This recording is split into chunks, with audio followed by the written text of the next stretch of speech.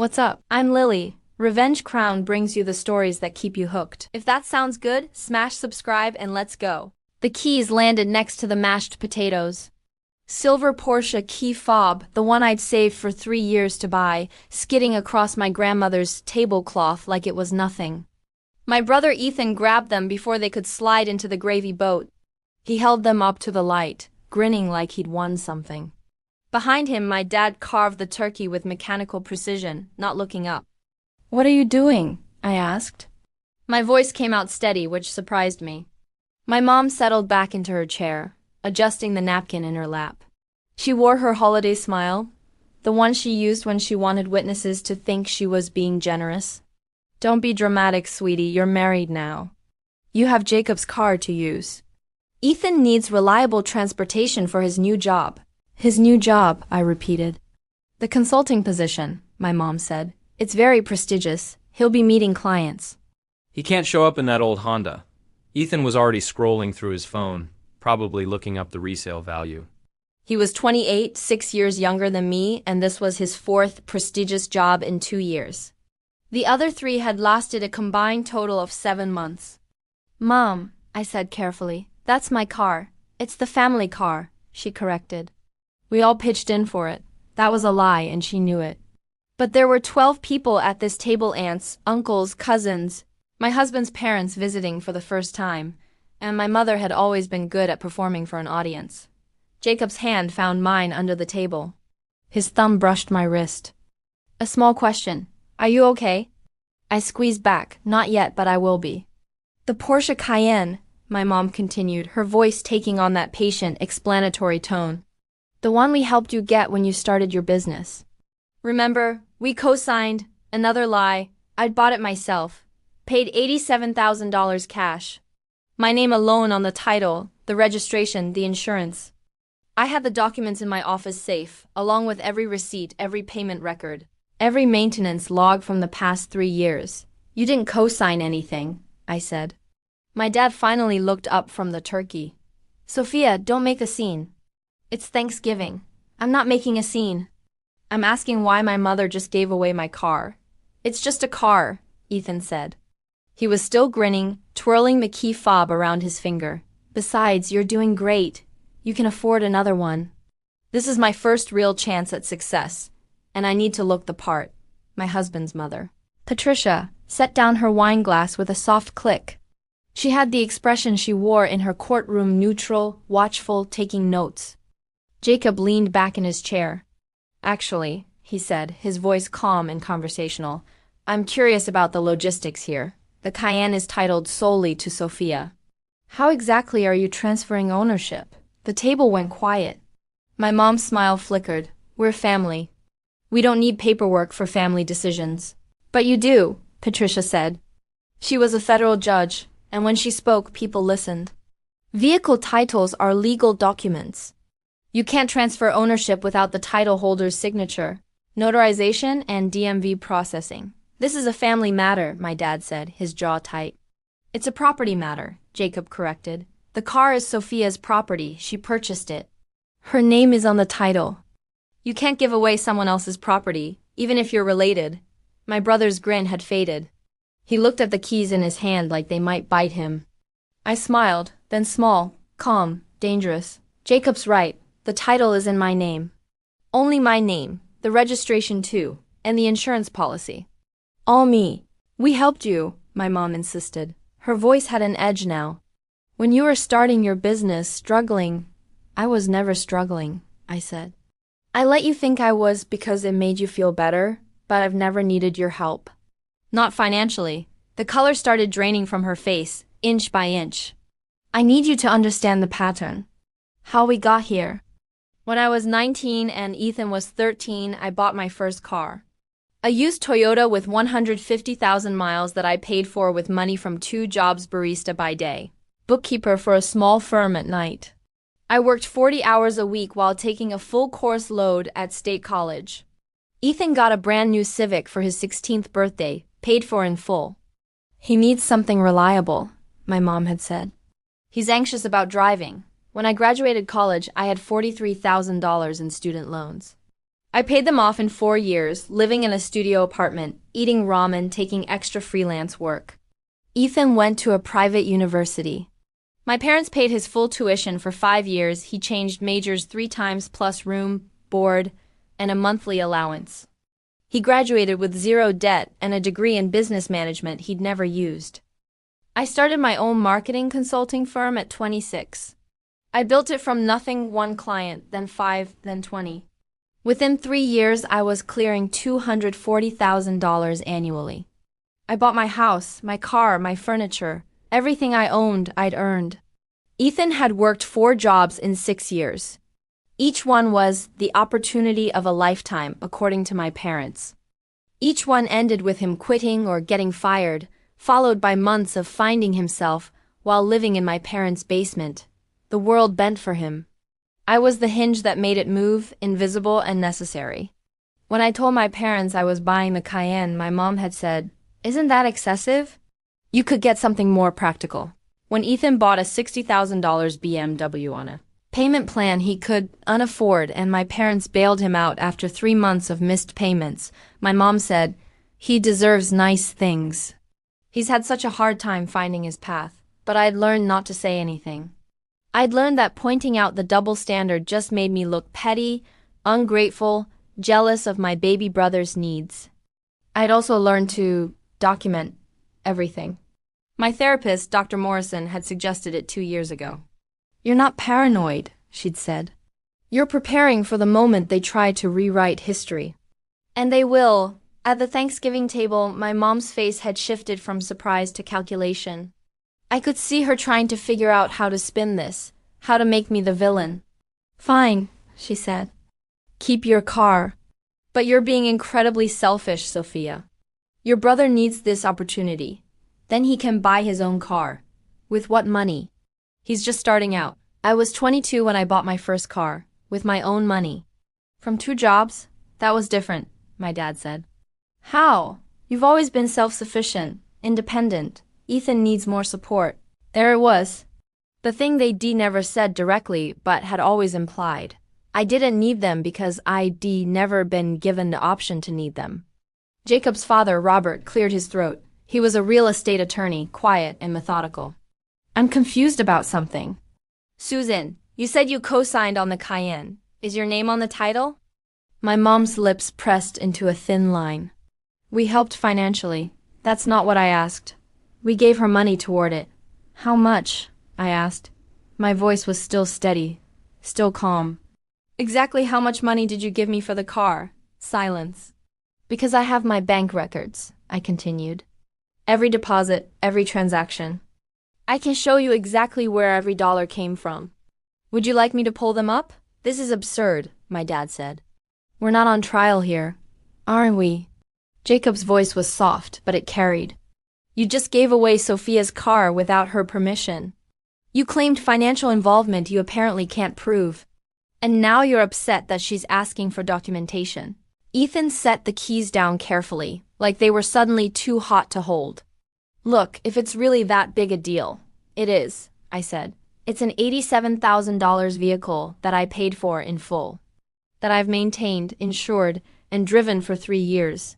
You don't get to give it away because you decided Ethan deserves it more," my Aunt Linda, who'd been silent until now, spoke up. "Susan, is Sophia's name on the title?" "I don't see why that matters in a family. Yes or no?" "Yes," my mom admitted. "But we're her parents. We helped raise her, supported her." "When?" The question came out harder than I intended. "When did you support me?" "When I worked 2 jobs to pay for college. When I paid off my student loans alone. When I built my business from scratch." "When exactly did you support me the way you've supported Ethan his entire adult life?" The table was dead silent. My cousin's kids, relegated to the kids' table in the next room, were louder than the 12 adults sitting around the turkey.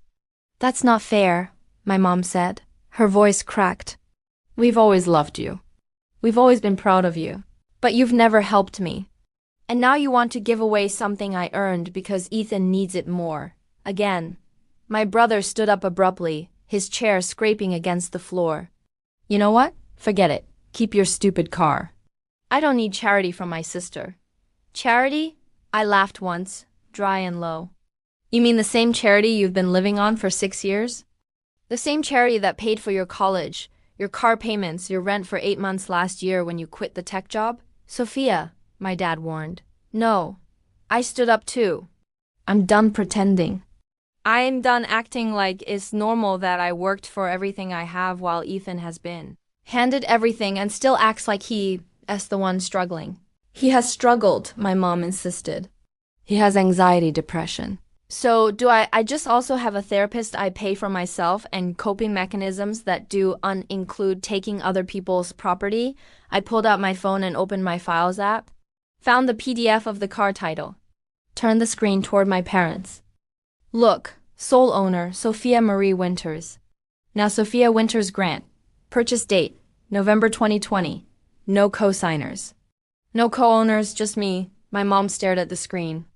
At first confusion, then recognition, then something that might have been shame. The insurance policy is in my name. The registration is in my name. The loan I paid off early was in my name. Every oil change, every tire rotation, every maintenance record all mine.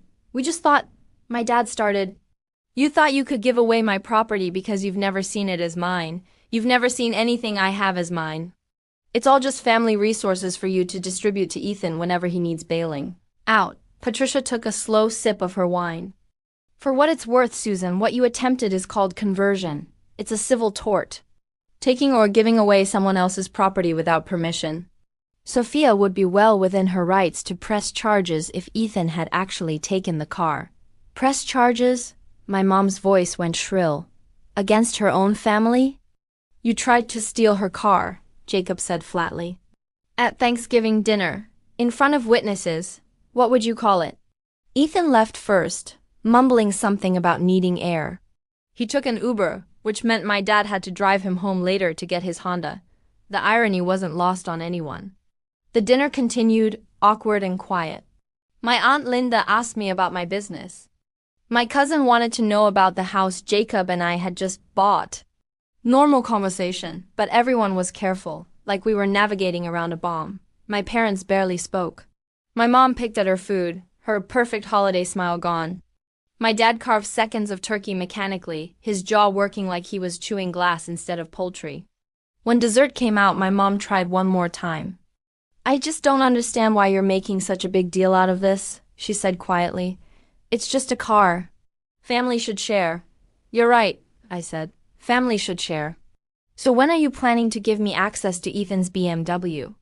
Since we're all sharing now, that's different. He needs that car. And I need mine. Jacob's hand found mine again under the table. Steady, certain. There. My phone buzzed in my purse. Once, twice, then a rapid series of vibrations. I pulled it out enough to see the screen. Text from Ethan. I didn't know it was only your name. Mom said it was a family car. I wouldn't have taken it if I knew you're still being dramatic, though I put the phone back without responding. We left right after dessert. I hugged my aunt, thanked her for coming, avoided my parents entirely. In the car, my Cayenne that I'd bought and paid for and maintained, Jacob drove, while I sat in the passenger seat, watching the streetlights blur past. You okay? I don't know yet. That was brutal. It was necessary. He was quiet for a moment. My parents were impressed. Mom said she'd never seen someone shut down a power play that effectively. She called it a masterclass in boundary enforcement. I laughed, surprising myself. Your mom terrifies me. She likes you. She said anyone who can stand up to their own family like that will be an excellent attorney if you ever get bored of marketing. I'm not bored yet. We drove in silence for a while. Then, are you going to talk to them again? Eventually, when they apologize. Actually apologize, not the I'm sorry you're upset kind. Think they will? Honestly? I don't know. 3 days later, my mom called. I let it go to voicemail. She called again that night, again the next morning. Voicemail. On the 4th day, she texted. We need to talk. Please. I called Dr. Morrison first. How do you feel about talking to her? She asked. Angry, justified. That's honest. Do you want to reconcile? Or do you want to be right? That's also honest. Here's the thing, Sophia, you can be right and still set boundaries. You can accept an apology and still maintain that what they did was unacceptable. You get to decide what this relationship looks like going forward. I met my mom for coffee at a neutral location, a Starbucks halfway between our houses. She looked smaller somehow, tired. Her makeup wasn't perfect for once, and her hair needed touching up at the roots. "I'm sorry," she said as soon as I sat down. "Really sorry. Not because you're upset, but because what I did was wrong." I waited. "I knew it was your car. I knew your name was on the title. I thought you wouldn't mind. You have so much and Ethan has so little.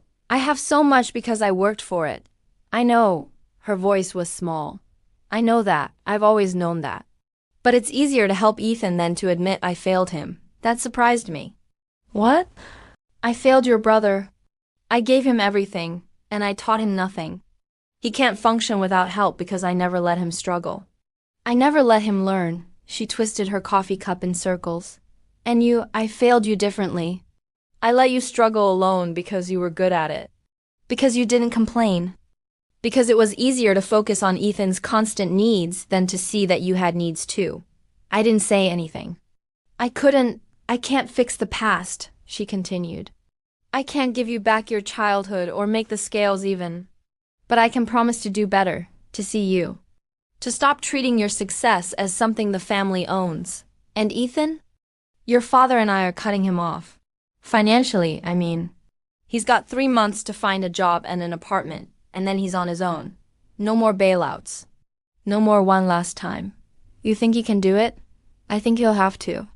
Just like you did." She met my eyes. "I'm sorry I gave away your car.